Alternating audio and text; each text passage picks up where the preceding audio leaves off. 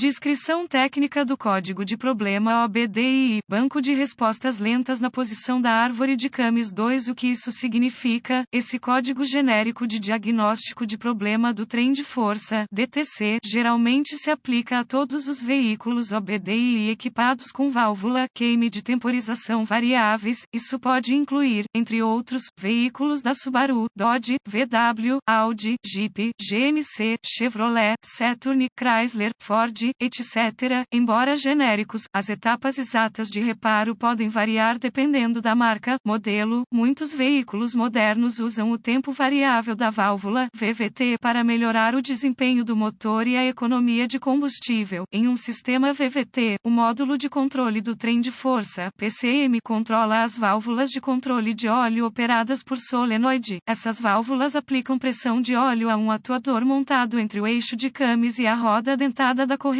de distribuição. Por sua vez, o atuador altera a posição angular, ou mudança de fase, da árvore de Camis. Um sensor de posição da árvore de Camis é usado para monitorar a posição da árvore de Camis. Um código de resposta lenta da posição da árvore de Camis é definido quando a posição real da árvore de Camis não corresponde à posição desejada pelo PCM durante as mudanças de fase da árvore de Camis. No que se refere às descrições dos códigos de problemas, o A indica a entrada de árvore de Camis à esquerda ou à frente. Por outro lado, B indica a árvore de Camis de escape, direita ou traseira. O banco 1 é o lado do mecanismo que contém o cilindro número 1, enquanto o banco 2 é o banco oposto. Se o mecanismo for um projeto em linha ou reto, haverá apenas um banco. O código P000C é definido quando o PCM detecta uma resposta lenta na mudança de fase na posição da árvore de Camis do circuito do banco 2A. Este código está relacionado a P000A, P000B e P000D. Qual é a gravidade deste DTC? A severidade desse código é moderada a grave. É uma boa ideia abordar esse código o mais rápido possível. Quais são alguns dos sintomas do código? Os sintomas de um código de problema P000C podem incluir luz iluminada do mecanismo de verificação, emissões aumentadas, desempenho ruim do motor, ruído do motor. Quais são algumas das possíveis causas do código? As causas deste código podem incluir suprimento inadequado de óleo, sensor de posição da árvore de Camis com defeito, válvula de controle de óleo com falha, atuador VVT com falha, problemas na corrente de distribuição, problemas na fiação, PCM com defeito. Um exemplo de sensor de posição da árvore de Camis,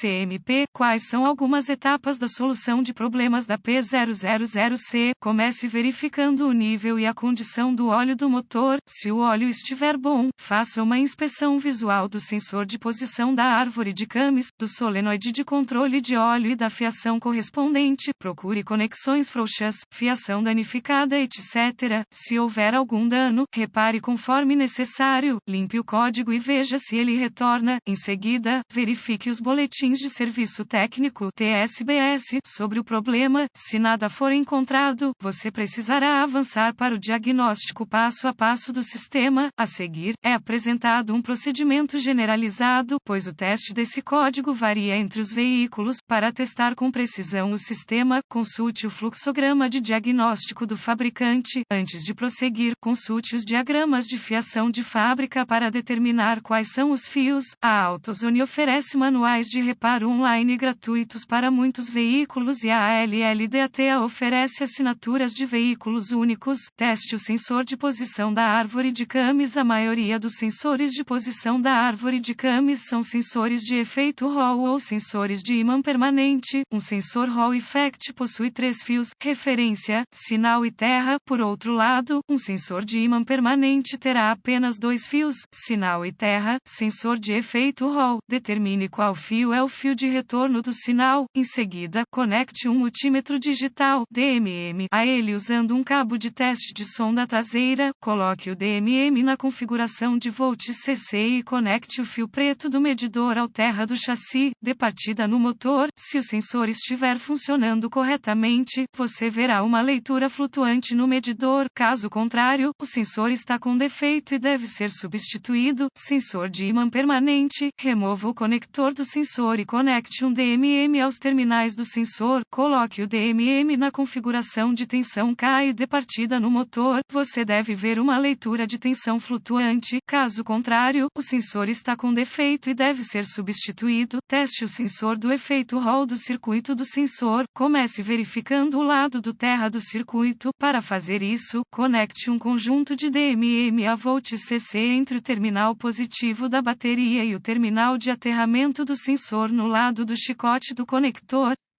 Se houver um bom terreno, você deve obter uma leitura de cerca de 12 volts em seguida. Verifique o lado de referência de 5 volts do circuito conectando um conjunto DMM em volts entre o terminal negativo da bateria e o terminal de referência do sensor no lado do chicote do conector. Ligue a ignição do veículo. Você deve ver uma leitura de cerca de 5 volts. Se um desses dois testes não produzir leituras satisfatórias, o circuito precisará ser diagnosticado e reparado. Sensor de ímã permanente. Verifique o lado do terra do circuito. Para fazer isso, conecte o conjunto do DMM a volts CC entre o terminal positivo da bateria e o terminal de aterramento do sensor no lado do chicote do conector. Se houver um bom terreno, você deve obter uma leitura de cerca de 12 volts. Caso contrário, o circuito precisará ser diagnosticado e reparado. Teste o solenoide de controle de óleo. Remova o conector do solenoide. Use um multímetro digital definido como ohms para verificar a resistência interna do solenoide. Para fazer isso, conecte o medidor entre o terminal solenoide B+,